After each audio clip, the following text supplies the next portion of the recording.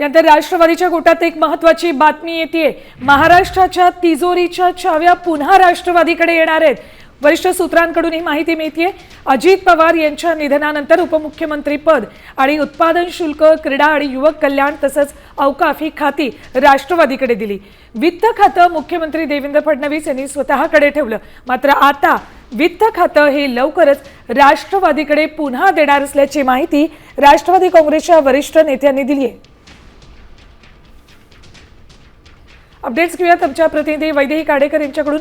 वैदेही, अत्यंत मोठी बातमी म्हणावी लागेल, वित्त खातं पुन्हा एकदा राष्ट्रवादी अजित पवार पक्षाकडे येणार असल्याचं कळतंय।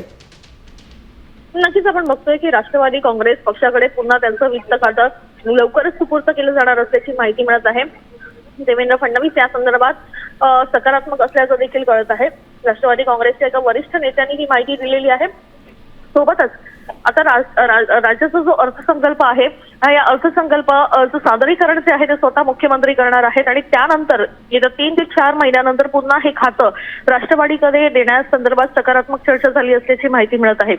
एकूणच झालेल्या बैठकीमध्ये सुनेत्र पवार, जय पवार, पार्थ पवार हे एकत्र होते आणि त्यावेळेस मुख्यमंत्र्यांनी या संदर्भात सकारात्मक जे आहे ते आपलं मत मांडलं असल्याची माहिती देखील राष्ट्रवादीच्या वरिष्ठ सूत्रांनी दिली आहे। धन्यवाद या संपूर्ण माहितीसाठी। तर वित्त खातं हे पुन्हा एकदा राष्ट्रवादी काँग्रेस अजित पवार पक्षाकडे जाणार असल्याची माहिती वरिष्ठ नेत्यांकडून देण्यात आली आहे।